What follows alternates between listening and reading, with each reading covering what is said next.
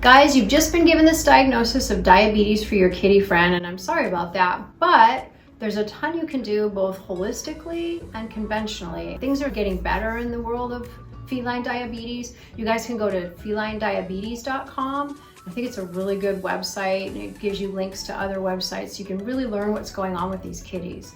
I don't want you guys to have fat cats.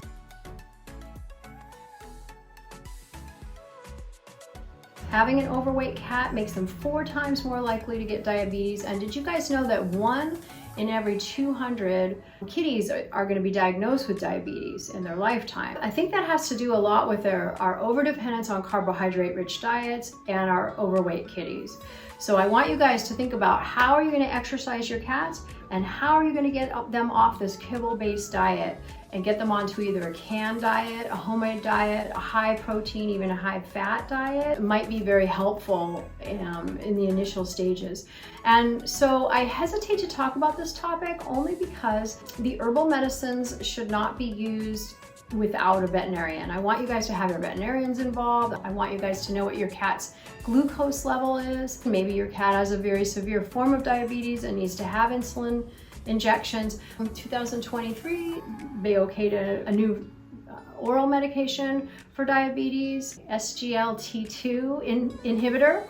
And what it does is it makes it so that the glucose goes out through the kidneys a little bit more readily. So that makes it so that the glucose doesn't do so much harm while it's in the bloodstream when it can't get into the cells. So that's kind of the problem with diabetes, right? Is because either through not enough insulin or insulin resistance, the kitty's glucose builds up and then a bunch of symptoms happen. So they can be overweight to start with, but then they can all of a sudden not want to eat, all of a sudden lose weight, all of a sudden start vomiting more, having other digestive symptoms, getting a lot of lethargy. So, you know, if you guys see any symptoms like that, you need to go to the veterinarian and at least get that diagnosis before you decide what to do and how to manage it. In addition to feeding your cat a canned diet, or a protein-rich diet and a carbohydrate-free or carbohydrate-low diet, I want you guys to think about 3 herbs or 3 nutraceuticals that help balance the glucose. So I really want you guys to realize that just because your cat's drinking a lot and peeing a lot, these are the 2 main symptoms of diabetes, doesn't mean he has diabetes. He could also have kidney disease. Also very common in cats, probably more common in cats. So that's why I want you guys to make sure you guys go to the veterinarian and get an actual diagnosis of diabetes. And don't forget, check the urine to make sure that there's sugar in the urine, as well as excess sugar, high sugar level in the blood. 3 supplements that help with diabetes. And the number one, which is gonna surprise you, it's called corn silk. And corn silk helps so many things. The protein in corn silk is called hydrolysate. It helps to keep the insulin level more receptive in the body. It's just a shocker because it's such a safe thing that we end up all throwing out anyway when we have corn on the cob. But I want you guys to think about, you can make a corn silk tea, but the easier thing to do is just get corn silk tincture. And corn silk tincture or tea has a very strong effect for cats, and for all creatures really. It's antioxidant, it's antitussive, so it actually lowers the blood pressure. It's a diuretic, so it allows the urine to excrete more sodium. And it actually lowers the blood pressure in the eyes. So just corn silk. Seems like such a simple herb, right? The second herb I want to talk about is Devil's Club. So you can see that this was this year's stock. And then what happened was the plant just shot out the stem with these leaves.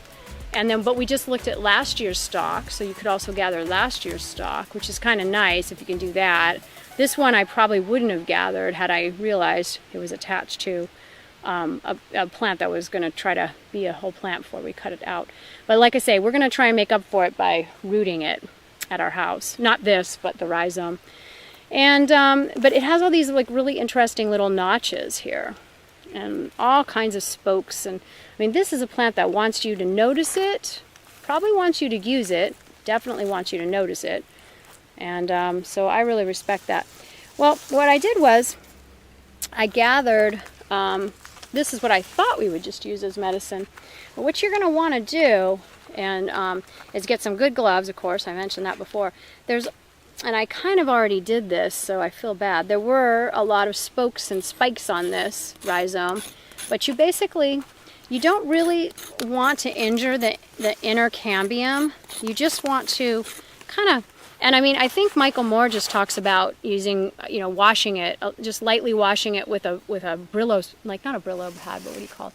Like a steel wool kind of thing. But you can use a knife too, that's okay. And it's not actually that dirty, even though it was in the soil. Isn't that amazing? So it had little spokes on it like all the rest of the plant does, but I just went ahead and, now I know you can't smell this, but this thing is full of medicine. I can smell it. Oh my gosh, it's just, and of course I've used Devil's Club a lot in the past, but not the kind that I've harvested, so just to smell it fresh is like such a treat. Anyway, so we've got that beautiful green medicine there, and what we'll probably do when we get home is just cut it up, and I'll make a fresh tincture out of some of it, and I'll also dry some of it. Apparently if you harvest it in the spring, one of the herbalists said it was better for the adult onset diabetes if you do that, to regulate the blood glucose, but it will mold a lot easier. So anyway, I think this is a good time of year. Probably next month would have been a little better, August, September, something like that. But I also thought, ooh, look at that beautiful berry. And again, this patch we didn't harvest from, but so we'll do that when we get home. Let me see if I can tell you a little bit more about it. Let's see. I know I'm going to kill myself with this knife, so. Okay, you know what? When in doubt, put it in the ground. It's like I don't want to trip over that. Let's see. On Devil's Club, what else can I say? It works on the brain, actually, on the hypothalamus and pituitary to help with stress. These gloves aren't probably that nice. To help with the stress of our society, of life. It works on that adrenal pituitary axis, right? So it helps with the extremes of metabolic stresses and endocrine stresses. And so what that means to me is that your autonomic nervous system, your adrenals, all of your endocrine system will be more functional if you were taking it as a preventative than if you were, like, as just a little bit of a Devil's Club tea would be nice. They sell Devil's Club capsules. I don't know how effective they are. Probably. I think it's effective in most ways. It's a very, you don't have to take a tea, you don't have to do a tincture. It's like all of them work. People use them in different ways. And, but I like the tea. I like doing like almost like, Michael Moore talks about a cold infusion. He talks about a cold infusion, in this case he talks about it for rheumatoid arthritis, because it also, in addition to helping that adrenal pituitary axis, it also helps with autoimmune diseases. And I think the cold infusion is such a genius idea. So what I might do is take this, cut it up and put it in a little baggie or a little glass something, put it in the freezer, take a little bit out and and cut it up real small and have the clients do just a cold infusion. A cold infusion is just you pour just lukewarm water, or not even lukewarm, just cold water over the herb and let them sit for a couple of hours, maybe up to 4 to 6 hours. So the medicine, and stirring the medicine in. Wonderful way to do it. And you're not going to destroy any of the active glycosides and the active chemicals in it that are responsible for its actions both on the endocrine system and for autoimmune diseases. So I don't know that we know how it works for autoimmune diseases, but one of my acupuncturist friends just mentioned her client with rheumatoid arthritis just completely got cured with it. So it doesn't work with an active autoimmune disease, like when it's in its hot, inflamed state. What it's going to work as is slowly as your preventative. So to me, anything that works slowly as your preventative is going to be more working, I guess you might say, on the cellular level, not so much on the immune cascade level, but more to sort of tonify, and maybe in Chinese medicine to tonify the spleen. This is definitely a spleen tonic in Chinese medicine, affecting the immune system in a very... What I often do is for a little kitty, I'll do 3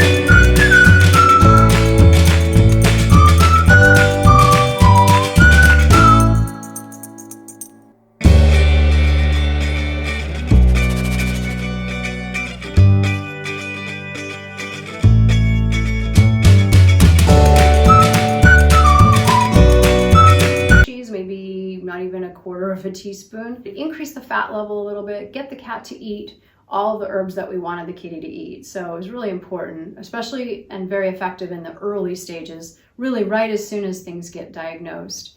Remember, certain medications like corticosteroids can lead to diabetes in cats, so that's why we're trying to always, in holistic medicine, minimize the corticosteroid use and decrease inflammation in the body in other ways. So like, for example, for asthma kitties that are given steroids every day, they have more of a chance of getting diabetes than other kitties.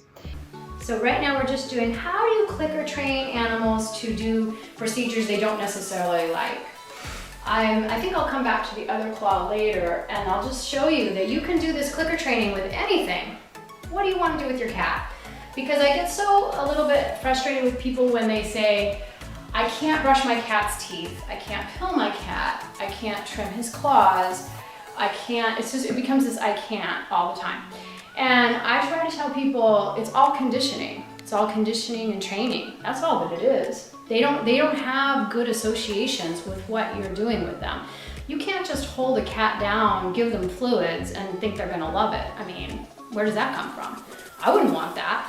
So with this kitty, like if I was gonna train him to do subcutaneous fluid administration, I would not even show him a needle for like a few days.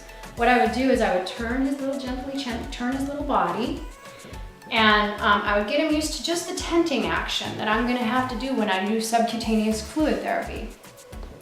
First, I'd get him used to the tenting action, see how this feels. See how this feels, and then we're a good boy. Now we're a good boy, we're just gonna see how that feels. We're gonna hold up longer and longer until finally and each time clicking. So I'll just show you. First time I would just get him in the position. This is the position for subcutaneous fluid therapy because I'm right-handed, and so this toothpick represents a needle. We'll use it in a second to train him for feeling the needle. But basically, if he runs forward, if I'm giving fluids, if this cat runs forward, he will not hurt himself because he'll run away from the needle. He will not run back into the hub of the needle, right? So he's not gonna hurt himself at all. He's just gonna run away. So this is the position, if you're right-handed, that you wanna do for subcutaneous fluid therapy. So at first, I'm just gonna get him in the position. We're gonna get on a special table. That's gonna be what he associates with me doing procedures with him. I'm gonna gently tent the skin and then I'm gonna click. That's gonna be good enough. And see if he even wants a treat. He's kind of like treated out. I think I'm gonna try a different type of treat. No, yeah, he licked it. Oh, little bit of organic deli meat? No, yes, maybe? Good boy. He says, maybe not. This is turkey, so he's probably, Trish, like you say, he's good with chicken. He likes chicken usually, chicken flavor, but. Yeah, good boy. Okay, we'll try it later. And maybe for him right now, he's in a new place. This is his reward. You know, a few minutes by himself where I'm not messing with him. And then gently what you do is you just, you slowly increase the time that you're holding, tenting the skin, and then you start to enter in the needle, the toothpick. So he feels the poke. He's gonna feel that poke more and more and more and more. And then I might even hold that there while I click and treat. Good. Good boy. Remember, when you use the clicker, the most important part is after you click, because it gives them psychologically, it gives them time to, let me grab my clicker. He does like He's got a good tail. Yeah, no, that's good. It gives them psychologically time to assimilate what you just taught them. Does that make sense? So if he feels this and he doesn't necessarily like it because and you might train them to get, to give blood. Here's my toothpick. I'm gonna train him to go towards the jugular. What they do when they do that is they stretch out the neck, they hold the cat like this, and I'm gonna click. Because look how good he just was about that. I mean, we can't expect these animals to be perfectly good, and we never did any training with them. I mean, where does that come from? So again, I'm gonna stretch up, I'm gonna toothpick by the jugular, and I'm even maybe gonna try to hold it there, and then I'm gonna click. Oh, good. And then I'm gonna let him go to his mom because he's like, wow, she's not very much fun. Remember, by working with your veterinarian, checking the blood glucose, working on the diet, using nutraceuticals, and helping exercise your kitty, figure out a way to, maybe both of you guys go run around the house. Or maybe, like with what we did, my mom knitted a little harness for my cat, and we could take her out on walks with us. So I'm not sure what you guys want to do, but you got to get that kitty off the couch and moving. Okay, thanks you guys. Let me know what you think. Comment, chat, subscribe, share, and like. Thanks so much.